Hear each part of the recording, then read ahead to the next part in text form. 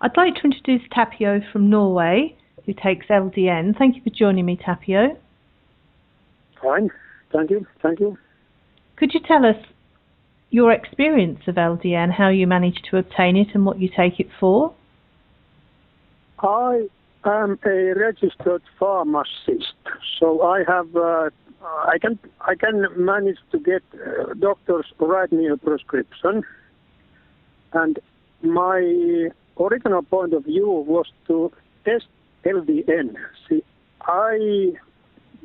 in one way, I don't have any illness that is on the list, but I wanted to test as a professional person, finding out how does it work, if it works.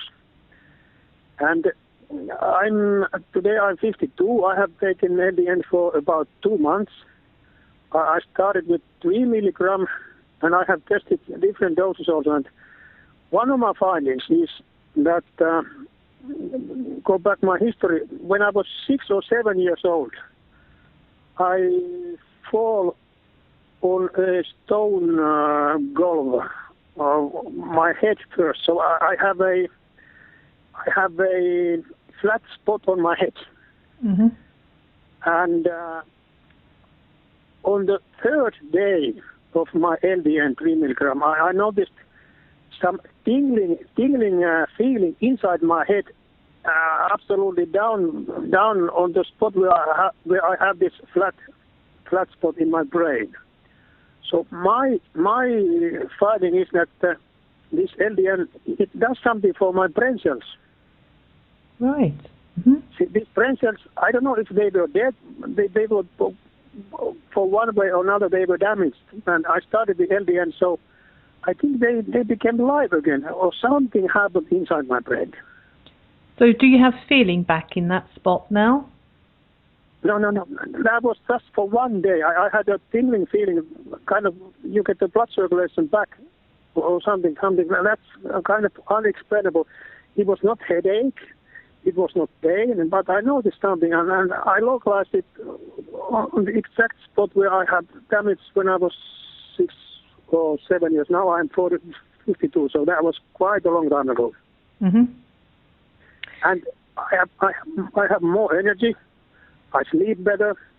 And another thing has to do with blood circulation again. I have hemorrhoids. Well, I used to have hemorrhoids that are bleeding sometimes. But since I started with LDN, the bleeding it's gone away. That's amazing.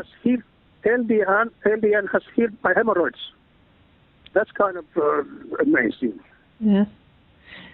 Now, we have a lot of our members come from Norway, and after the film that they made, the documentary that was in Norway on LDN, LDN has been big news over there.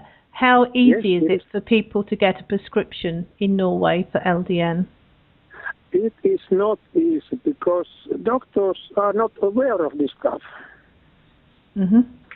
I'm a member in this discussion group in Facebook with LDN, and that is amazing. Here in Norway, we have a discussion group, only people who live in Norway, and there's like 8,000 members there. That's amazing. Yes. And 10 people are coming each day, 10 people more each day. And there's a discussion group.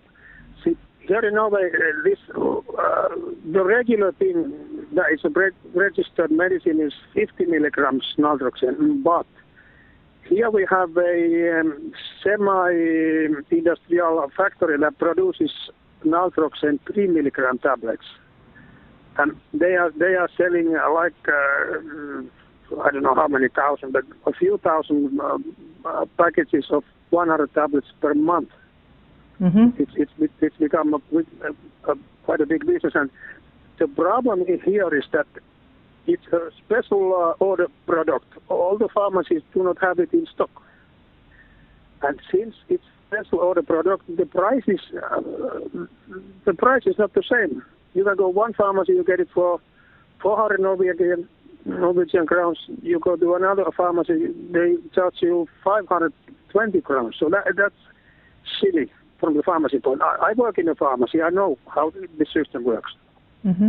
But it's kind of silly that you have a prescription, you go to a pharmacy. Usually you buy a product, it's supposed to be the same price in every pharmacy, but not with this product. So what would your suggestion be to anybody in Norway that's looking for a prescription and a pharmacy to dispense it? What is the best way? The best choice here is to go look at Boots pharmacy. I have noticed that Boots is best with this special product. They charge you, I think it's 399 crowns. Mm-hmm. Some others they take you 475, some take 520. It's a silly thing. It's a small thing, but it's kind of silly.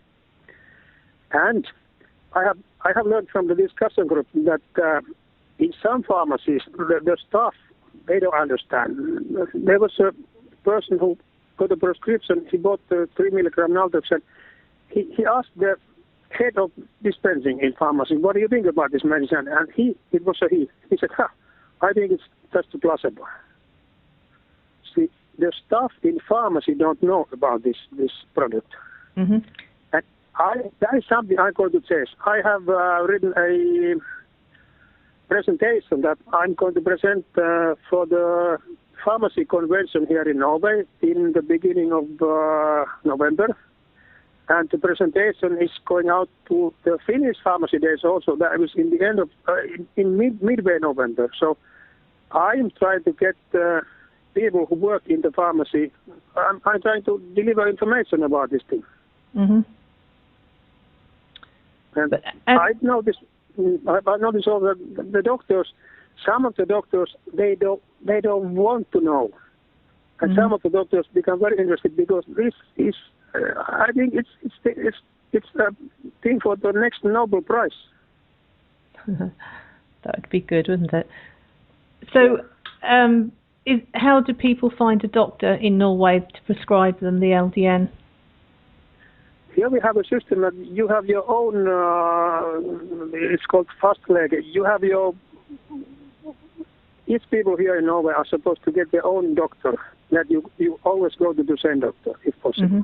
Mm-hmm. And these doctors, they most often they have like 1,000 patients for each doctor has 1,000 so-called fast patients. So they have 1,000 patients on their list that are supposed to have access to this special doctor. And it's kind of lottery.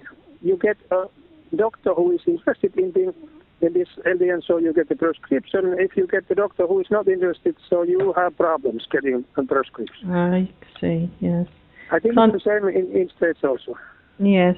I mean, I know we have lots of people getting their prescriptions via England using LDN Norway International. Mm-hmm. Mm-hmm. Yeah, here in Norway. But then you can get problems with the customs.